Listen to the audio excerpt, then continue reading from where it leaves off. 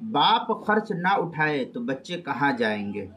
چنانچہ حضرت سیدنا ابو ہریرہ رضی اللہ تعالیٰ نے ایک مرتبہ یہ حدیث بیان فرمائی کہ پیغمبر علیہ الصلوۃ والسلام نے فرمایا افضل الصدقۃ ما ترک غنى والید العلیٰ خیر من الید السفلی وابدأ بمن تعول۔ یہ صحیح بخاری کی روایت ہے، حدیث نمبر 5355۔ سب سے افضل صدقہ وہ ہے جو ضرورت سے فاضل ہو، اور اوپر والا یعنی دینے والا ہاتھ نیچے والے یعنی لینے والے ہاتھ سے بہتر ہے، اور اپنے اہل و عیال پر خرچ سے ابتدا کرو۔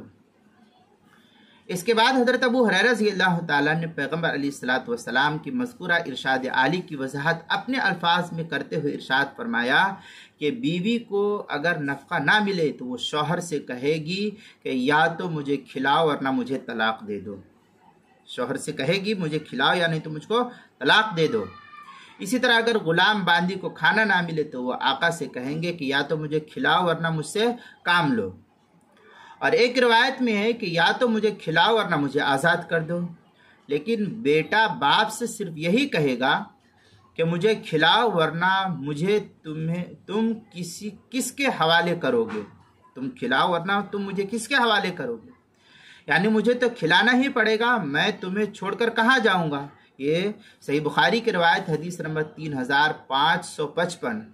اس کے اندر حضرت ابو ہریرہ رضی اللہ تعالیٰ نے جو ارشاد نبی نقل کیا وابدأ بمن تعول کی جو دلنشین تشریح فرمائی ہے وہ بہت خوب ہے اور معنی خیز ہے کہ بچے جائیں گے کہاں؟